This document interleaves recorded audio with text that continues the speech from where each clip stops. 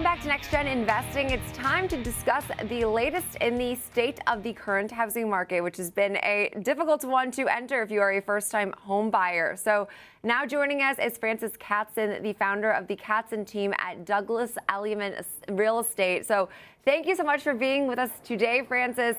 We'll start off with this term that I have never seen used before, but I'm going to give you all the credit. These Nepo homeowners.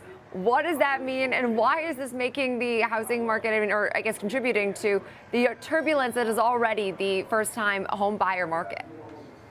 Well, this Nepo term that you speak about is essentially people who have the power of family generational wealth backing them, parents buying for children essentially, or with or on behalf of, or have assets that can convey like a trust. And this type of movement allows them to be as competitive, move fast, compete with all cash, and it also gets this generation, perhaps if they're able to co-sign on a mortgage, if they finance, the ability to be on the equity piece themselves. It's a very big part of diversification in one's wealth. When we're looking at this, though, is this more of an indictment of a housing affordability as this number increases than it is, those taking advantage of their situation? I guess it's not surprising if things get more expensive, those with more resources are doing more of the transacting. Correct. I think that we are seeing one of the largest transfer of generational wealth in history at this time. People are coming up with constructs, whether it's tax, whether it's, privacy. It's all about how best to take advantage. And there is a lot more swiftness and competitive nature in purchase power when you have that backing.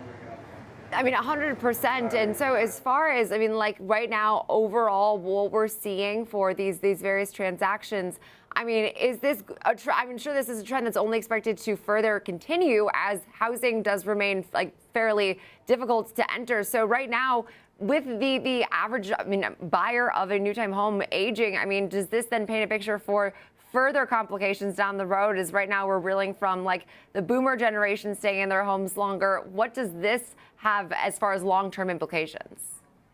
I think, Jenny, your point is made perfectly, which is that the purchase power of the entry market has been pushed out because it is so hard to achieve. I think the average age now is 38. And it absolutely becomes imperative as you see tariffs and higher mortgage rates. The power to spend is limited by that monthly burn. And so everything factors into it, rates, potential cost for renovation, and then compound that with the fact that you need a mortgage, and that limitation then prevents you from going higher on the spend. When we look at markets, and maybe you have info on this, maybe we find that it's linear. Does this tend to be exaggerated in more urban areas, maybe like a New York, a Chicago, and perhaps less exaggerated in maybe more, let's say, Midwestern, suburban towns? There's no question that the higher cost markets are losing folks who don't have that capacity just because they're priced out, essentially, and they are going to regions that are less costly and that give them a quality of life.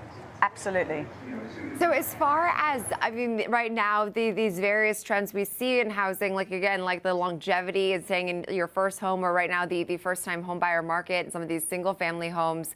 Are there elements that are more, say, immune to some of the pressures that we're seeing? Are we seeing various price points that are doing better? Are we seeing certain trends that do turn out to be more favorable right now?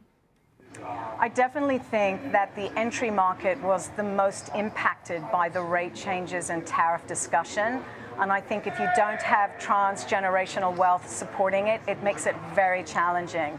I would say that we are seeing most folks trying to take advantage of buying against the grain, because I think at the end of the day, that's where the value proposition is for people, to get as much as they can for less. We've had these conversations where it comes to affordability, and in some markets it's actually flipped where it might actually be more economical to rent. And some of that is due to some of the hidden costs, maybe like property taxes in the region. But sneakily, it seems the biggest one that's crept up on homeowners recently has been insurance prices. How are those costs influencing things beyond just rates, which of course are a little bit elevated from where they'd been over the last decade? I think that we are seeing a huge change on that because a lot of the areas are not able to get homeowners insurance based on flood or proximity to natural disaster areas that makes it cost prohibitive to try and take on the home by simple virtue that insurance is so high. It also impacts the ability for resale. So people are looking at it in many different ways. Yes. Yeah, and I mean, especially, gosh, the forest fires we had earlier this year in California made a lot of those on social media, like following along, say, hey, some of these insurance policies are so insane that why would you even put a risk to live somewhere where this potential is going to be so expensive and not covered? So great place to leave it. We so appreciate it, and really wonderful insight on this Nepo home buyer, home owner, the trend right now we're seeing, which is, again, I love that term. Frances Katzen of Douglas Elliman. Now, coming up next, it's time for Under 30. We are talking on Semiconductor, which